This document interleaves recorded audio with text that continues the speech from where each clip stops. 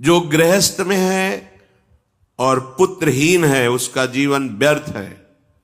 मार्कंडेय जी कह, गृहस्थ धर्म की सार्थकता है कन्या हो या पुत्र हो, संतान होना चाहिए। यदि नहीं तो फिर वैराग्य भावना लेकर के दोनों भजन करो, संस्कार लो, गृहस्थ धर्म का त्याग करके वानप्रस्थ या संन्यास वैष्णव जो भी भावना बने भगवत मार्ग का अनुसरण करो, काम बन जाएगा। यदि गृहस्थ में हो और संतान नहीं है तो यहां आदेश करते वृथा जन्मानि चत्वारि वृथा दानानि षोडश। वृथा जन्म अपुत्रस्य ये च धर्म बहिष्कृताः, उसका जीवन धिक्कार बेकार जिसके गृहस्थ धर्म में संतान न हो। संतान का तात्पर्य केवल बेटा ही नहीं, बेटा और बेटी दोनों समान हैं।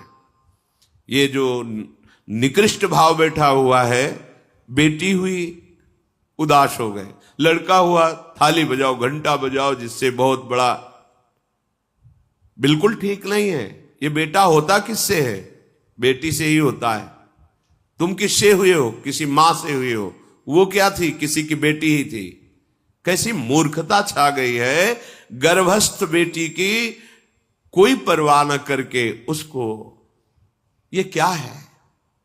कितने राक्षस वृत्ति में आ गए हैं हमारी। राक्षस भी अपने बच्चों को नहीं खाते। कितनी राक्षसी बुद्धि। हम सुंदर दिखना चाहते हैं, समाज में सम्मान पाना चाहते हैं, और पाप कर्म कैसा? बेटी है गर्भ में, हत्या करा दो, नहीं चाहिए। तो बेटा कहां से पैदा होगा? वो किसी की बेटी से ही तो पैदा हो रहा है। कैसी मूढ़ता छा जाती है। वैसे भी शास्त्र में स्त्री हत्या करना बहुत बड़ा महापाप कहा गया है। फिर भ्रूण हत्या, गर्भ हत्या, गर्भस्थ शिशु की, उसमें भी कन्या, सर्वनाश। इसके बाद फिर रोते हैं, हमने कौन सा पाप किया, भगवान ने हमारा पुत्र छीन लिया। कौन सा पाप किया, भगवान ने ऐसा कर दिया। अरे अपने डायरी में तो लिखा करो कि तुमने कौन से पाप किए हैं। फिर जब परिणाम आवे तो सोचोगे तो लगेगा बहुत हल्के में निपाट रहे हैं भगवान, हमें तो बहुत कष्ट मिलना चाहिए। कैसी कैसी निर्दयता बैठ गई हो। हम मनुष्य कहलाते हैं, सदगृहस्थ कहलाते हैं, गर्भ से चलते हैं और गर्भस्थ शिशु की हत्या करते हैं। मान जाओ, ना सत्संग सुन रहे हो, ना शास्त्र स्वाध्याय कर रहे हो, इसलिए तुम्हें पता नहीं कि तुम कौन सा पाप कर रहे हो। ऐसे ये पाप, कुछ पाप ऐसे हैं जिनको वज्र की लीक कहा गया। वज्र की लीक में मिटाल नहीं सकते, तुम्हें भोगना पड़ेगा। जो गृहस्थ है और संतान नहीं है, उस जीवन को सार्थक करने के लिए अपने गृहस्थ जीवन का त्याग करो, तीर्थ धाम कहीं वास की व्यवस्था करो और दोनों मिलकर भजन करो, अपने शरीर को पूरा करो, तो जीवन सार्थक हो जाएगा। अगर गृहस्थ है, संतान है, पढ़ाओ लिखाओ, उसको उसी योग्य करो जैसे तुम्हारे माता पिता ने किया है, तो तुम उस ऋण से मुक्त हो जाओगे। और फिर भी भजन करो, भजन ही तुम्हें भगवान की प्राप्ति कराएगा। दूसरा, जो अपने धर्म से भ्रष्ट हो चुका है उसका जीवन व्यर्थ है। आपका एक धर्म है, सबसे पहला धर्म है मनुष्य धर्म। मनुष्य का क्या कर्तव्य है? अपने प्राणों का भी बलिदान देकर दूसरे की रक्षा करना, और यहां अपने मन को सुख पहुंचाने के लिए दूसरे की हत्या कर देना। कैसा राक्षसी भाव वृत्तियों में आ गया। देखो, अगर कोई माता बहन एकांत मिल जाए तो बस राक्षस जैसे टूट पड़ते हैं। ऐसे स्वभाव, मार दो, जला दो, काट दो। बड़ी दुर्गति होगी, देख लेना, यहां भी होगी। छुपा के भी कर लो, तब कर्म प्रकाशित होगा। जब तुम अपराध नहीं करोगे, अपराध नहीं करोगे, तब वो अपराध तुम्हें फंसाएगा और जीवन भर रुलाएगा। मरने के बाद नर्क मिलेगा। नर्क माने बड़ी जेल है, वो बड़ी जेल, ये छोटी जेल है। जैसे बड़े अपराधियों को बड़ी जेलों में भेजा जाता है, तो विश्व ब्रह्मांड की सबसे बड़ी जेल और वहां के सबसे बड़े जेलर यमराज, वहां दंड मिलता है। आप ऐसा ना सोचिए कि ये सब गप है। गांव में जैसे बात करे तो लगता है गप है। जब जेल हो आते हैं ना तो कहते हैं, एक गांव में मिले थे, कहा था कि अगर रोज 5 जूता कोई गांव में हमें मारे तो हम उसे सह लेंगे, लेकिन दोबारा जेल जाने वाला आचरण नहीं करेंगे। दिखा रहे थे कि देखो कैसे कैसे कष्ट वहां के कैदी भी मारते हैं जो बहुत पुराने हो गए हैं, वो हमको अनुशासन में रखते हैं, ऐसा ऐसा कितना कष्ट। अब वो गया ना तो भोगा, अब माया के कारण स्मृति नष्ट हो गई नहीं, सैकड़ों बार अपने भी भोग के आ रहे हैं नरक। दूसरे उसका जीवन नष्ट है जो धर्म का त्याग कर चुका है। तुम पिता माता से प्रकट हुए, तुम्हारा धर्म है माता पिता की सेवा करना। वयोवृद्ध बेचारे माता पिता उठने बैठने में असमर्थ हैं, आप पैसे कमाने के लिए अपनी बहुली निकल गए, अब वो कष्ट भोग रहे हैं, ना उनको देखना है ना उनकी व्यवस्था करना है, मरने दो तो ठीक है। तुम्हें जब परिणाम आएगा तब तुम भी तो बनोगे ना वृद्ध, तब तुम्हें पता चलेगा। अवश्य में भोक्तव्यम कृतम कर्म शुभाशु। होश में माता पिता सबसे पहले भगवान हैं यदि आप गृहस्थ हैं तो। अगर आप बाल्यावस्था से भगवान के मार्ग का अनुसरण कर रहे हैं तो फिर भगवान प्रणत कुटुंब पाल रघुराई, भगवान व्यवस्था कर देते हैं। वैराग्य मार्ग में लौटकर पीछे नहीं देखा जाता। हमारे भगवान के अवतार मानेंगे महाप्रभु चैतन्य देव, नवयुति विष्णु प्रिया जी माता सची छोड़ के चल दिए। आद्य गुरु भगवान शंकराचार्य भगवान के अवतार मां केवल छोड़ के चल दिया। भगवान के मार्ग में यदि ऐसे चले तो भगवान संभाल लेते हो, परम पद मिलता है 21 पीढ़ियों को। मां तो बिल्कुल नजदीक है, 21 पीढ़ियों को भगवत प्राप्ति हो जाती है। और शब्द है प्रणत कुटुंब पाल रघुराई, भगवान स्वयं उसके परिवार का पोषण करते हैं। पर यदि गृहस्थ धर्म में हो और अपने माता पिता का त्याग कर दिया, उनकी सेवा नहीं करते, वो दुख भोग रहे, तो नरक यंत्रणा मिलेगी और जीते जी तुम उन्नति को प्राप्त नहीं हो सकते। तुम्हें भले उन्नति दिखाई देती हो, बाद में परिणाम देख लेना आप।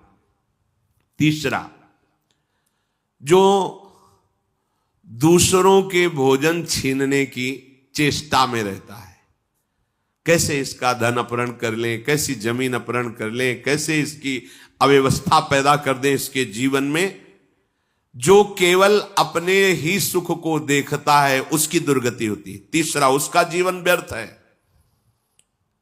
जो दूसरों के सुख का अपहरण करके सुखी होना चाहता है, सदैव केवल अपने सुख में डूबना, सोचना कैसे मैं सुखी हो जाऊं, अधर्माचरण करूं, छीन लूं, क्या करूं, कैसे करूं, उसका जीवन व्यर्थ है। और चौथा, जो आए हुए साधु महात्मा अतिथि का अनादर कर देता है, अपमान कर देता है, सारे सुकृत नष्ट हो जाते हैं। ये 4 का जीवन बिल्कुल व्यर्थ हो जाता है। इनको असत जीवन कहा गया है, वृथा जीवन कहा गया है। ये 4 दोष कभी हृदय में ना आने पावे। आरूढ़ पतिते दत्तो मन्यायोपहृतम चेयत, व्यर्थम तु पतिते दानम ब्राह्मणे तस्करे तथा। बहुत ध्यान देने योग्य बात। जो वानप्रस्थ या विरक्त भाव संन्यास ले लेते हैं और कुछ वर्ष चलने के बाद मैं तो इस पे नहीं चल पाऊंगा लौट जाते, उन्हें घोर नरक की प्राप्ति होती है। कुछ भी कर लो, ये भारी अपराध तुम्हें नरक की प्राप्ति कराएगा। एक बार एक सन्यासी जी ने कहा था कि हमने गुरुजनों से सुना है कि यदि वचन से संकल्प ले ले कि बस अब कुछ महीने बाद हम सन्यास ले लेंगे और विरक्त होकर भगवान का भजन करेंगे, और यदि वो ऐसा नहीं करता तो उसे चंद्रायण व्रत रहना चाहिए, तब उस पाप से मुक्त होगा। चंद्रायण व्रत कहते हैं प्रतिपदा को 1 ग्रास, द्वितीया को 2 ग्रास और अमावस्या को 15 ग्रास, फिर नीचे घटाते चले जाओ, 14, 13, 12, 11, ऐसे पूर्णिमा को पूर्ण 1 महीने ऐसे उपवास रहने से हम सन्यास लेंगे। इस बात के अपराध का, उसको सन्यास लिया नहीं, केवल घोषणा कर दी थी। और जो सन्यास ले लिया, या वानप्रस्थ, वानप्रस्थ कहते हैं पत्नी के सहित विरक्त होकर भजन करना। गृहस्थ में थे, अब निर्णय कर लिया कि अब आजीवन हम ब्रह्मचर्य रहेंगे और भगवान का भजन करेंगे, धाम तीर्थ वन आदि में रहकर वो जीवन में दोनों भजन करके भगवान की प्राप्ति में लगा, उन्हें वानप्रस्थ कहते हैं। सन्यास जो पूर्णतया वैराग्यवान होकर केवल भगवान के आश्रित जीवन। सन्यास मार्ग में माता पिता परिवार का दिया हुआ कुछ स्वीकार नहीं किया जाता, उनके द्वारा भरण पोषण नहीं स्वीकार किया जाता। अगर स्वीकार करता है अपने धर्म से भ्रष्ट हो जाता है। ये मनमानी आचरण न शास्त्र स्वाध्याय है, न सत्संग में श्रद्धा है। मनमानी आचरण से अध्यात्म मार्ग प्रकाशित नहीं होता। जिसने संन्यास ले लिया और वो फिर गृहस्थ में लौट जाता है, अब हमसे तो होने वाला नहीं, तो उसे आरूढ़ पतित कहते हैं। आरूढ़ पतिते दत्तो मन्यान योपहृतम चयत, उसको दुर्गति प्राप्त होती है। इसलिए होश में ये मार्ग ऐसा नहीं अब हमारा मन नहीं लगता, अरे अहो भाग्य है कि तुम्हारे भाग्य से विषय भोग मिटा दिया भगवान ने, तुम्हें परमार्थ का मार्ग दे दिया। जिसको छोड़ना कठिन है भगवान ने उसे काट दिया, चलो मेरे मार्ग में चलो। हम मनमानी आचरण नहीं, बिल्कुल नहीं। यहां शास्त्र आदेश करता है, ऐसे नहीं होना चाहिए कि 4 दिन हुए कपड़ा उतार दिया, कपड़े बदल लिए, 5वें दिन फिर उसी पोशाक में। तो जानते हो इससे क्या होगा? जीवन भर कुछ कर लो, दुर्गति प्राप्त होगी। तस्मात् शास्त्रम प्रमाणम ते कार्य, ये कानून है। कानून में फंस गए तो सजा निश्चित होगी। ये भागवतिक कानून, जैसे एक राजकीय कानून है, तो ये भागवतिक त्रिभुवन का कानून है। त्रिभुवन में कहीं यही कानून काम करेगा। अलग अलग देश का कानून है, लेकिन ये त्रिभुवन का कानून है, विश्व का कानून है, ये भगवदीय कानून है। अगर इसमें फंस गए तो निकलना मुश्किल हो जाएगा। बहुत शास्त्र के अनुसार चलो। तो जो वानप्रस्थ या संन्यास लेकर के पुनः गृहस्थ धर्म से युक्त हो जाता है, उसकी दुर्गति निश्चित हो जाती है। आप तुम वो कर ही नहीं पाओगे। जैसे कहते हैं अब मंत्र ले लिया, आप क्या जाने की जरूरत है? मंत्र प्रकाशित ही नहीं होगा, जप ही नहीं पाओगे। लिख के देख लो, ये शब्द लिख लो, मंत्र नहीं प्रकाशित होगा, जप ही नहीं पाओगे। खिलवाड़ है परमार्थ चलना। एक एक अक्षर में अगर त्रुटि हो जाती है तो छाती जलेगी। कैसे गलती कैसे होगी? एक अक्षर भी अगर शास्त्र सम्मत इष्ट प्रेरित है, हृदय शीतल रहेगा, परमार्थ प्रकाशित रहेगा। ये मार्ग है। अब कौन शास्त्र स्वाध्याय करता है? कहां में सत्य चर्चा सुनने को मिलती है? भगवत कृपा है जो सुनने को मिल रही, इसको हृदय में धारण करो। जो जीवन हमें भगवान ने दिया है, ये निंदनीय जीवन नहीं है, ये रोने वाला जीवन नहीं कि हाय हमें दूल्हा नहीं मिला, दुल्हन नहीं मिली, हाँ संसार के भोग नहीं मिले, परिवार बड़ी कृपा हुई, जिस दलदल से हम नहीं निकल सकते थे, नहीं निकल पाए अनंत जन्मों से, आज हमारी लाडली ने फूल जैसा मुझे अलग कर दिया। ये गृह कारज नाना जंजाला, तेति दुर्गम शैल विशाला, ये शर्म आवत अति कठिनाई, राम कृपा बिनु आए न जाई। भगवान ने तुम पर कृपा की, तुम्हें नाचना चाहिए कि रोना चाहिए? विषयों को देख देख कर जलते हो, भोगने की लालसा रखते हो। कैसा जीवन? व्यर्थ जीवन। बिल्कुल नहीं, सावधान। तुम्हारा जीवन भगवान के लिए, तुम्हारे भाग्य में श्री जी लिख दी गई है। आह, हमें नाचना चाहिए। हमारे भाग्य को बदलकर प्रभु ने अपना चरणारविंद, अपना धाम, अपना नाम, अपनी सेवा दे दी। धिक्कार है अगर ऐसे होने पर भी ललचाए और उस मार्ग की तरफ जाए जहां से श्री जी ने निकाल लिया है। तो जो वानप्रस्थ या संन्यास धर्म स्वीकार करके पुनः गृहस्थ धर्म का आश्रय ले लेता है, उसकी नारकी गति होती, दुर्गति होती है।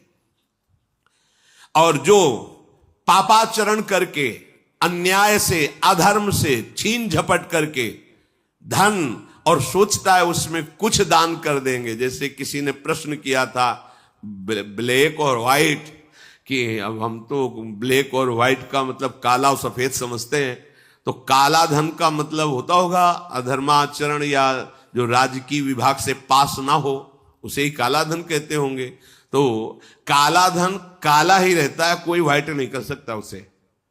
जमा कर लो, एक समय आएगा कि ट्रक में लद के सब चला जाएगा, तुम भी लद के चले जाओगे। अगर वो समय ना आया तो यमराज के दूत तुम्हें ले जाएंगे, सब यही पड़ा रहेगा। होश में चलो। दान किसे कहते हैं? खूब मेहनत करो, धर्म से कमाओ, फिर उससे एक रोटी की व्यवस्था किसी की भी कर दो, उसे सतदान कहते हैं। लाखों बेईमानी से कमाए, अधर्म आचरण से दूसरों को चूस चूस के ऐसा दुख दे कर फिर सोचा कि लाख में 10,000 दे देते हैं, व्हाइट हो जाएगा। व्हाइट नहीं हो जाएगा, ये और तुम्हारे ऊपर आक्रमण कराएगा। क्योंकि जिनको दे रहे हो उनकी भी बुद्धि तो भ्रष्ट होगी, तो तुम्हारा धर्म बनाना हाँ, व्हाइट नहीं होगा, फाइट होगी, अब मार पिटाई शुरू करवाएगा, वो ऐसे आचरण करवाएगा, जहां जाएगा वहां खोपड़ी फोड़ेगा, उसका परिणाम जब आपके आएगा तो आपकी खोपड़ी फूटेगी। व्हाइट तो तब हो सकता है जब व्हाइट चलो। व्हाइट का तात्पर्य होता प्रकाश, श्वेत, ये लक्षण सतोगुण का। सात्विक भाव से चलो, मेहनत की कमाई से, पसीना चुहा के खूब मेहनत किया और फिर किसी को दिया, तुम्हारा परिवार उन्नतिशील रहेगा, तुम्हें लोक परलोक में सुख प्राप्त होगा। अन्याय से कमाए हुए धन का दान पतित कर देता है, पतित कर देता है। अब इसमें एक उपाय है, मुझे पता नहीं था, प्रमादवश मेरे से गलती हो गई, कभी जीवन में गलती नहीं करूंगा, अब सुधार के लिए करो, हो जाएगा। मुझे पता नहीं था, मैंने कभी सुना ही नहीं था, बस यही था कि धन प्राप्त करूं, धन प्राप्त करूं, और गलती हो गई। अब मुझे पता चला कि मैंने गलत किया है, तो आप अब लो नशानी, अब ना नशे करो, गौ सेवा, संत सेवा, ठाकुर सेवा, गलती आगे से नहीं करूंगा। ये एक सूत्र बहुत बढ़िया, अब लो नशानी अब ना नशे, ये सबको पावन कर देता है, सब कुछ पावन कर देता है। पर ये ऐसा नहीं कि हम 100 कमा रहे हैं बेईमानी से तो 10 देते रहेंगे तो 90 व्हाइट होते रहेंगे, ऐसा कदापि कहीं नहीं लिखा। ये शास्त्र है, तस्मात् शास्त्रम प्रमाणन्ते। कई बार लोग प्रश्न करते हैं इस विषय का, ध्यान से सुन लो। अन्याय से कमाया हुआ धन अगर उसे हम दान भी करते हैं तो वो पतित ही करेगा, गिराएगा ही, किसी काम का नहीं है। आगे वर्णन कर रहे हैं कि धर्म से कमाया हुआ दान अगर ऐसे को दोगे तो वो भी व्यर्थ हो जाएगा। कैसा? मिथ्यावादी, पापाचरण करने वाला, झूठ बोलता है, पापाचरण करता है, और आप उसे दान कर रहे हैं, बाद में वो पाप करेगा तो उसका फल आपको मिलेगा। उसके पाप के बढ़ावे में आप साझेदार हुए, आपका जो दान था उसके पाप में बढ़ावा देगा, आपको उसको साझेदारी का फल भोगना पड़ेगा। कृतज्ञ, जो दूसरे के किए हुए को उपकार को नहीं मानता, अभिमानी और मदिरा पान करने वाला, अब आपसे पैसा लिया, शराब पिया, गंदे आचरण किए, आप उसके हिस्सेदारी बने। ऐसा थोड़ी दान की कोई मांग रहा है दे दो, बहुत पात्र और अपात्रता का निर्णय करके दिया जाता है। ऐसे नहीं कि मांग रहा है तो देना ही पड़ेगा, नहीं, हमें अधिकार समझ में आवे कि हमारे द्वारा दिए हुए धन का सदुपयोग हो रहा है, वहां पात्र देख करके धन आदि का दान किया जाता है। जो पतित हो चुका है, जो अधर्म व्यवसायी है, जो तमोगुण से आवृत रहते हैं और अंदर क्रोध भरा रहता है, अहंकार पूर्वक दान करते, मेरा सम्मान हो, ऐसे का दान ही नहीं स्वीकार करना चाहिए। ऐसे का दिया हुआ दान व्यर्थ हो जाता है, उसे निश्चित अन्य योनियों में जाके कष्ट भोगना पड़ता है। तामसी अहंकारी दान करने वाला परिणाम में दुख ही भोगता है। मैंने दिया, ये मैंने बनवाया, ये मैंने किया, ये तमोगुण का लक्षण अहंकार है। श्रेष्ठ मंत्रवेत्ता, सतमार्ग में चलने वालों को दैन्य होकर छुपा कर दान देना, ये उत्तम लोगों की प्राप्ति कराने वाला है। देखना है, धर्म से चलता है, हम जो धन देंगे उसका धर्म में प्रयोग होगा। मंत्रवेत्ता है, निरंतर मंत्र का अनुष्ठान करता रहता, पावर है। अगर हमारा धन ऐसी जगह गया तो हमारे पापों का नाश करके उत्तम लोगों की प्राप्ति कराएगा। जो साधु, महात्मा या गृहस्थ खूब जप परायण है, सदैव धर्म से चलता है, शास्त्रों का स्वाध्याय और उसके अनुसार आचरण, और वेदत्रयमयी नौका में स्वयं बैठकर दूसरों को उतारने की सामर्थ्य रखता है, अर्थात धर्म शास्त्र के अनुसार चल के खूब भजन परायण, खूब साधन परायण है, कहीं कोई पापाचरण नहीं है, ऐसे को यदि दान दिया जाए तो वो तार देता है।